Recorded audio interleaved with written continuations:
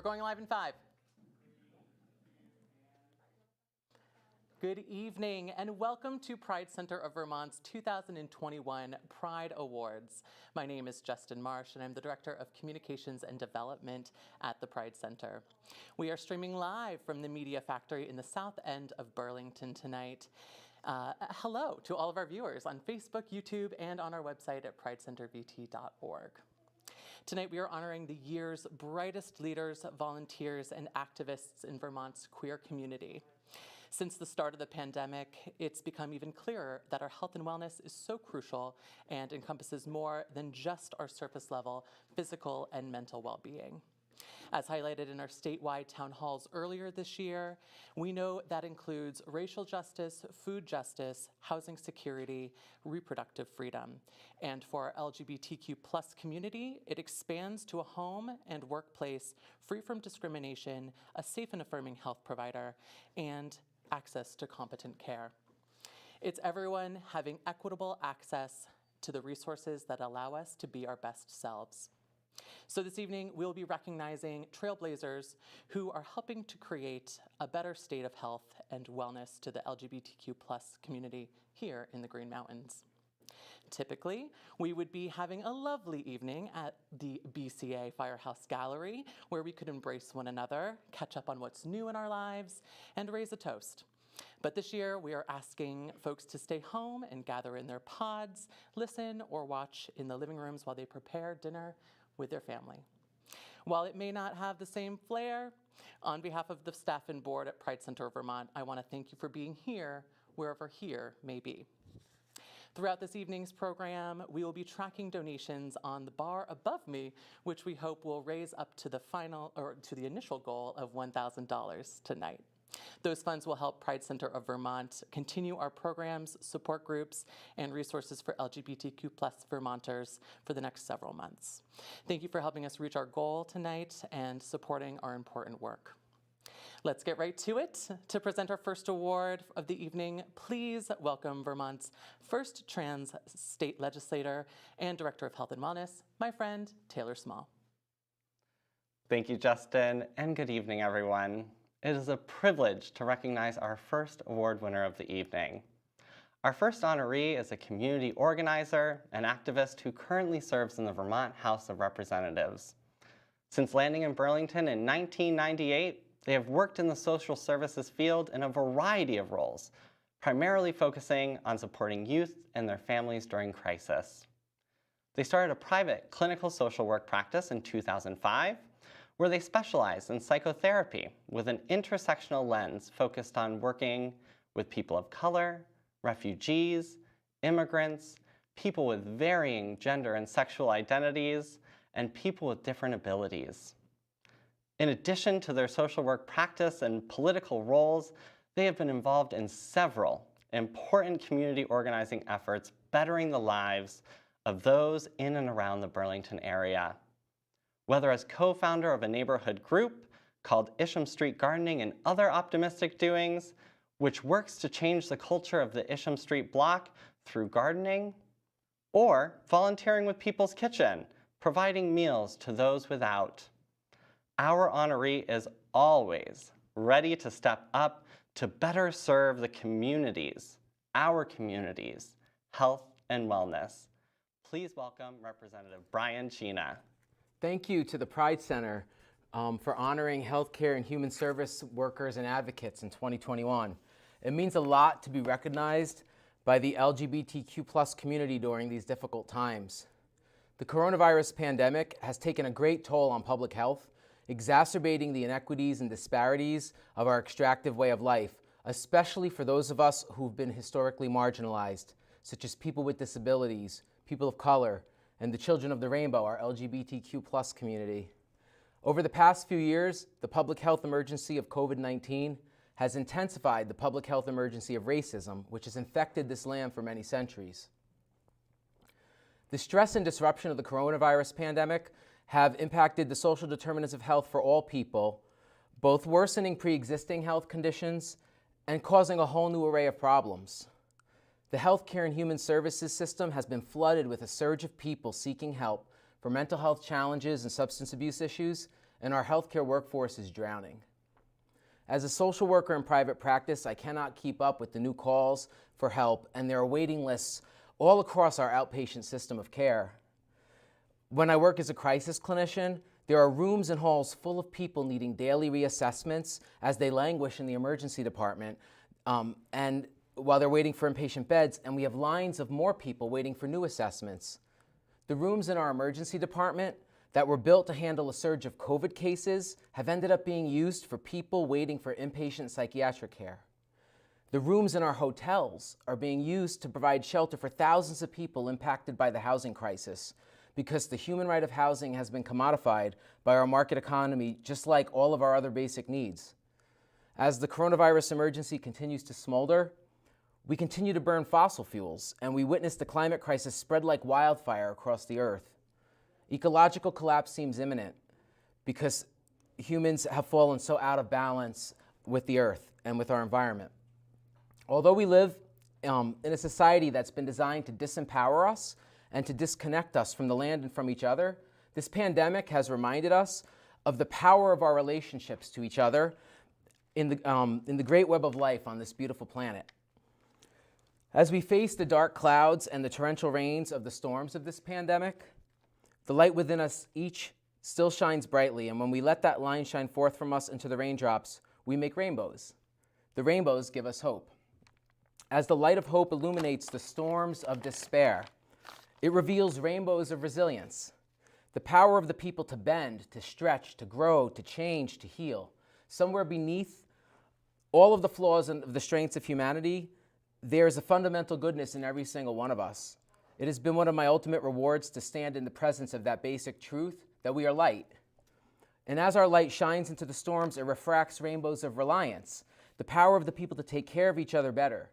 When our tattered social safety net fails and people slip through the holes, we catch each other with mutual aid. Although some choose to kick others when they're down, many of us reach out our hands and we help each other up when we fall, because every single one of us has a place in the circle around the fire. And as the fire in each of us burns through the storms, it ignites rainbows of resistance and reconciliation, the power of the people to come together and to rise up and to overcome oppression. More and more people are waking up and realizing that for many of us, the truth is that the so-called American dream has actually been a nightmare. But the ancestors survived and even thrived in the face of great struggles, building on the work of those who came before them. And we are part of that long line of freedom fighters and warriors of light. And as the light of our collective liberation cuts through the storms of injustice and cruelty, it carves out rainbows of recovery and regeneration. Our ability for self-reflection, the possibility to learn from our mistakes, the potential to reduce the harm of our choices, the opportunity to expand our collective consciousness, and to manifest a new world out of the ashes of the old. And so I'll end with a blessing for the winter solstice. Every morning when the sun rises, let our inner light blaze forth into the new day. As we wake from sleep, let our dreams transform our reality. As we face the longest nights of the year, let us celebrate the light within us. And when the storm clouds gather and the rain comes pouring down, let us not lament, but let us rejoice. Because without both the light and the rain, we would not be rainbows. Thank you. Thank you, Brian, and congrats on your award. Let's take a quick peek at our donation progress, shall we? Looks like we have about a third of the way towards our live progress tonight, and so I want to thank everyone who has donated thus far. You can make a donation during our show by visiting tiltify.com/@pridecentervt/awards, or at any time by visiting pridecentervt.org.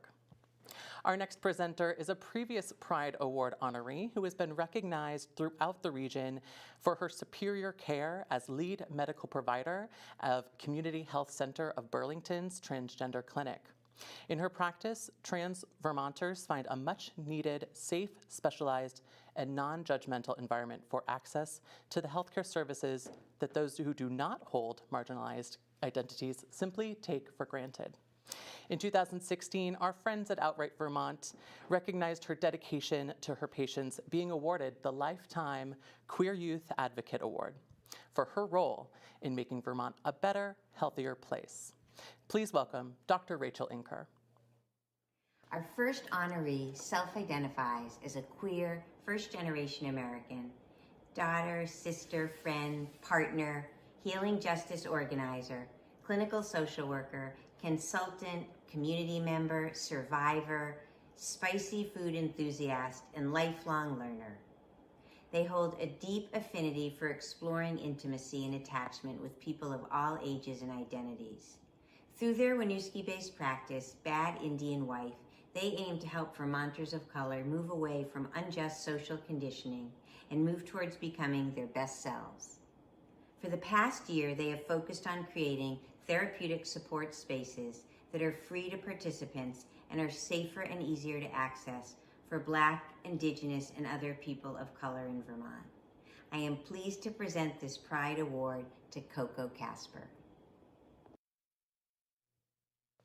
Unfortunately, Coco was in close contact recently with someone who tested positive for COVID and cannot be with us to accept this award. I will accept this award on their behalf. Coco, congratulations, and thank you for your impactful contributions to the health and wellness of the global majority living here in Vermont. This last summer, the Centers for Disease Control and Prevention visited Burlington to film spotlights on awardees of the 30th anniversary of their National Breast and Cervical Cancer Early Detection Program. The video focuses on our nationally recognized cancer screening campaign, Gut 'em, Screen 'em. Take a look, and you might even recognize some familiar faces.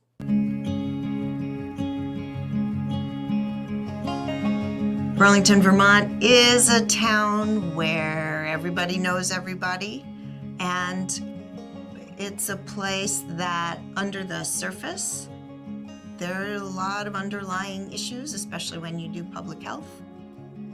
Broadly, we serve, in the Burlington area, at least in some other parts of the state, a really diverse population. A lot of priority populations, including LGBTQ community, new Americans, refugees, migrant workers. Almost everything we do through partnerships. They help us identify what the needs are in the community. We might think we know, but they actually are talking every day to their community members. The Pride Center of Vermont is important to the community because we are the most comprehensive LGBTQ+ organization for the state of Vermont. Working with an organization like the Pride Center was just fantastic. We were sort of trying to reach people that we had never thought about reaching before in a really authentic way. So oftentimes, especially for trans or gender nonconforming folks, they don't know they're going to be received, welcomed warmly, met with their proper pronouns, and met with the type of care that they're needing. I think there's a lot of silence in the talk about healthcare because there's a big stigma around the external being that you are given versus what's inside that needs to be looked at, and the fear that goes along with being touched in places you don't want to be touched, and reminding you of the gender you don't feel you are, and being misgendered. There are people who have breasts and there are people who have a cervix who don't think of themselves as a lady.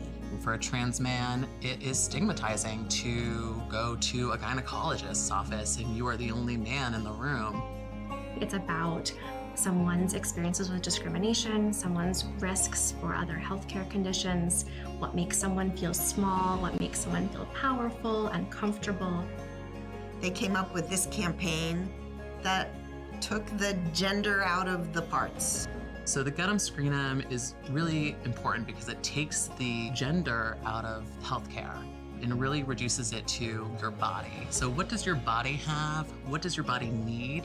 And then when should you have those things looked at? Partnering with the You First program is really important because it allows us to diversify our programming, expand our health and wellness program, and also educate the population. Seeing other people who you feel like are like you and have had your journey is really helpful. You First is about you. You take control of your health. Wasn't that fascinating? And I'm sure you recognize some of the great work we did at the Pride Center. You can visit pridecentervt.org for more information on cancer screening information for the LGBTQ+ communities. Our next speaker is an activist who was a co-host and presenter at the Women Rising 2020 event in Castleton, as well as the co-creator of Planned Parenthood Action Fund's Race, Gender, and Abortion Virtual Conference. They are Planned Parenthood of Northern New England's regional public affairs organizer, working to empower people in central Vermont to support and lead critical advocacy work to protect reproductive rights and ensure equitable access for all people living in Vermont. Please welcome Sade Bolger. My name's Sade Bolger, and I'm the Regional Public Affairs Organizer for Central Vermont at Planned Parenthood. I'd love to start tonight by honoring the many people and organizations in the state of Vermont who have worked tirelessly to make it possible for me to stand here in front of you all. Those heroes in our community that have opened the floor for young queer voices like mine to be heard and celebrated in a setting like this evening's. I want to thank the Pride Center of Vermont, the incredible panel of honorees, presenters, and speakers who joined me tonight. I've also loved to thank our hosts for this evening for inviting me to participate and all of the sponsors who made this event possible. I'll begin with a quote, both to level set, as we say at Planned Parenthood, and to pay tribute to a very special person who has for years been an absolute North Star for me in my work and really shaped how and who I am. This person has role modeled to all of us the significance of articulating and explaining the beautiful and horrific realities of our lives. She did this with an expertise and passion that I could only ever aspire to replicate, and I've witnessed her truths happening all around me every day of my life. Yesterday, I learned that she departed from us physically, but her words and ideas continue to reverberate. They remain essential to our work and the lives we lead. To honor the life and legacy of Bell Hooks tonight, I wanted to highlight some of her words. I came to theory because I was hurting. The pain within me was so intense that I could not go on living.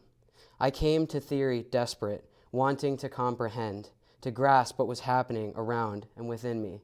And most importantly, I wanted to make the hurt go away. I saw in theory then a location for healing. First read these words in a book I was assigned for my gender, sexuality, and women's studies degree program and was immediately brought to tears. I had never heard anyone so succinctly describe the central reason why I'm so drawn to working in this field, nor why healthcare advocacy matters to me as a queer person.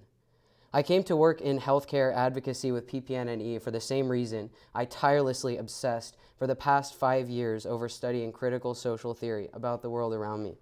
I grew up trusting a healthcare system that by and large treated me as invisible. I never saw myself represented, heard, seen, understood. I came to theory, as Bell Hooks said, desperate and wanting to comprehend. So was the same with my fascination with healthcare advocacy. I wanted to know, why do all laws protecting abortion care only protect cisgender women in their language? Why is the average lifespan of a transgender person in our country so much lower than the lifespan of our cisgender peers? When I seek care, why do I expect my provider to look straight through me? I came to healthcare advocacy for the same reason many of us in the queer community find ourselves in this work, wanting to comprehend the harsh realities of seeking care as a marginalized person in what Bell Hooks called an imperialist, white supremacist, capitalist patriarchy. Until I found Planned Parenthood, I thought it would be impossible to find a healthcare provider who didn't impose this form of erasure on me. Now I see potential in our work to expand access through advocacy in a way that flips this narrative on its head. PPNNE was the first healthcare provider I had in my life where I could be my whole self. We offer LGBTQ+ healthcare services, including gender-inclusive education, hormone therapy, service referrals, and support groups. Each time I visited a PP Health Center, my commitment to this organization grew. I realized the potential we have as an education, advocacy, and healthcare provider to reach hurting people like I was, who are desperately looking for an explanation, a chance to be acknowledged. Speaking our truths as queer inclusive healthcare providers and healthcare advocates helps our patients feel heard and seen. It helps them feel real. I've been honored to advocate for the inclusion of queer voices in the movement to defend reproductive health and freedom, and I envision a future where all patients feel real, and Planned Parenthood is committed to securing that reality. Providing a safe environment where queer and trans community members can access affirming healthcare is a valued tenet of Planned Parenthood of Northern New England. Our 12 locations are proudly part of the Vermont Diversity Healthcare Project database of safe and affirming healthcare providers across the state, courtesy of Pride Center of Vermont. Take a look. I really like the website because I found a therapist through it. If I was to Google trans competent therapists in Vermont, I don't think anything would come up. I wouldn't even bother Googling that. I felt hopeless. I felt like I'm never going to be able to find a therapist. It's going to be word of mouth. It's going to be people with enormous wait lists. So the really great thing is I was able to find a therapist within a few hours. This is unheard of. I was able to navigate the website and the interactive map to find a therapist. Was truly, it blew my mind, because it really doesn't need to be that hard to find LGBTQI+ and trans competent providers. It doesn't need to be that hard, and the website has made it so much easier, and I'm incredibly thankful that I didn't have to spend weeks or months setting up appointments with therapists only to be disappointed. And I think it's incredibly important that efforts go to continue to make this accessible and up to date. Our Vermont Diversity Health Project now features over 240 health and wellness providers around the state of Vermont. So for more information or to find a safe and affirming healthcare provider for you or someone you know, please visit vdhp.org.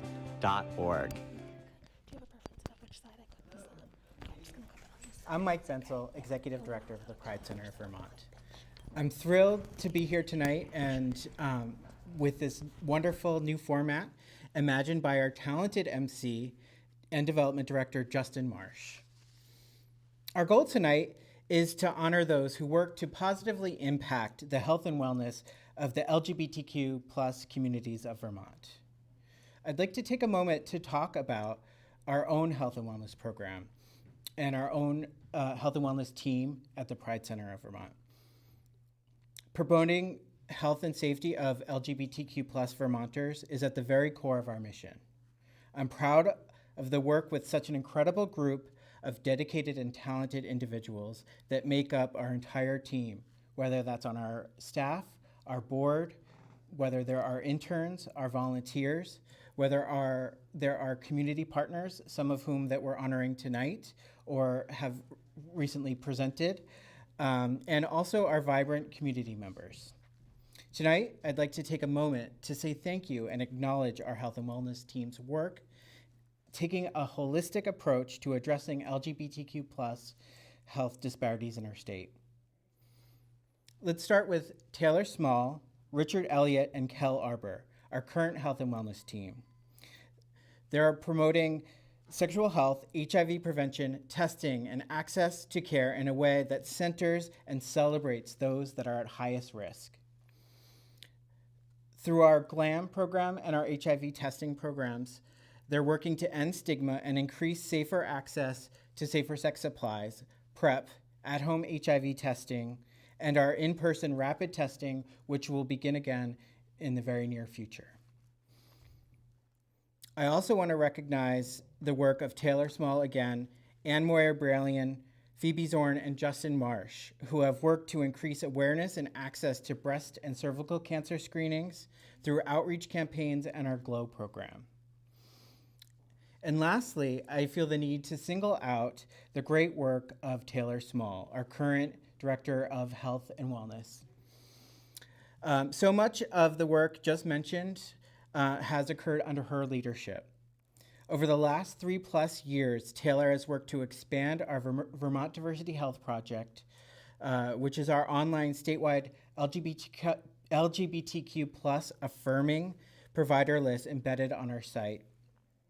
She has provided training and technical assistance to countless healthcare professionals around the state in some of our most rural communities.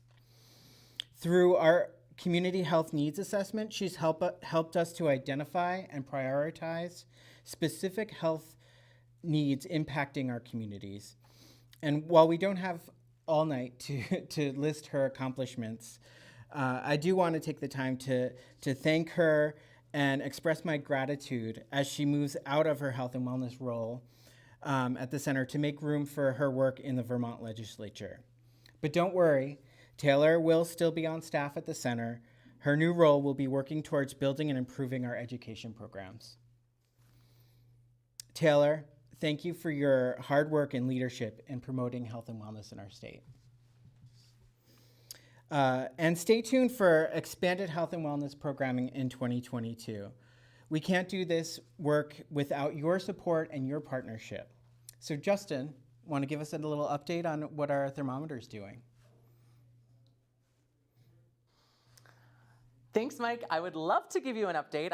Very exciting news. We are just $40 shy of our goal tonight with $960 raised so far. So please help us bridge that gap by donating at our website. Back to you, Mike. Great. So our final presenter this evening is a proud longtime supporter of the Pride Center's work. She is the former president of the medical staff at the University of Vermont Medical Center and is founder and president of Vermont Gynecology, which can be found, again, on the Vermont Diversity Health Project on our site. In 2015, she was honored to receive a Pride Award for community service for her long career-long commitment to providing medical and surgical care to our transgender and gender diverse community. Please join me in welcoming board-certified OBGYN, Dr. Kim Boyman. Hi, everyone. I'm sorry I couldn't participate live tonight, but it's my genuine honor to be a part of this evening celebrating the impactful work of so many who provide exceptional care to LGBTQ plus Vermonters, a shared passion of so many of us participating in tonight's event. Since 1986, Vermont Cares has been providing services to the HIV-positive community of Vermont.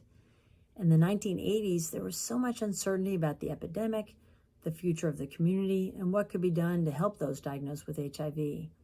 Vermont Cares sought to assist clients in any way that would help them maintain their health and focus on treatment, a goal that continues today. For 3.5 decades now, Vermont Cares has been fulfilling its mission to provide and expand life-saving harm reduction services, education, and resources to Vermonters affected by HIV, hepatitis C, and substance use by increasing access to care, reducing social stigmas, and building relationships. Leading with compassion, modeling how to accept people where they are, and serving 12 of Vermont's 14 counties. Vermont Care services are available at their offices in Burlington, Rutland, St. Johnsbury, and Barre, and elsewhere by their mobile van. Vermont Cares currently provides case management services to over 120 Vermonters living with HIV. In addition to direct services, Vermont Cares offers prevention services and education. There are, on average, about 20 new HIV infections in Vermont every year. Vermont Cares' work is to get that number to zero and to help Vermont become the first state in the country with 0 new HIV infections. To accept the Pride Award, please welcome Teresa Vizina of Vermont Cares. Congratulations and keep up the excellent work. Wow. Thank you so much. It's such an honor to be here tonight to accept this award in behalf of Vermont Cares. Thank you, Kim, for that fantastic introduction to both Vermont Cares work historically and our work currently. I feel so humbled to be here tonight with all of these amazing leaders in the LGBTQ plus community. I wouldn't be here tonight if it weren't for my executive director, Peter Jacobson, who has led Vermont Cares for almost 20 years in this work. It really is our amazing staff, our volunteers, and the folks that we work alongside that allows us to be here tonight to accept this award. And I'm just really happy to be here. We have been working close to over 3 decades providing advocacy, education, and prevention to Vermonters impacted by HIV. at risk of HIV, and also working with folks impacted by substance use. And through our work, we've been able to increase the health and wellness of thousands of Vermonters.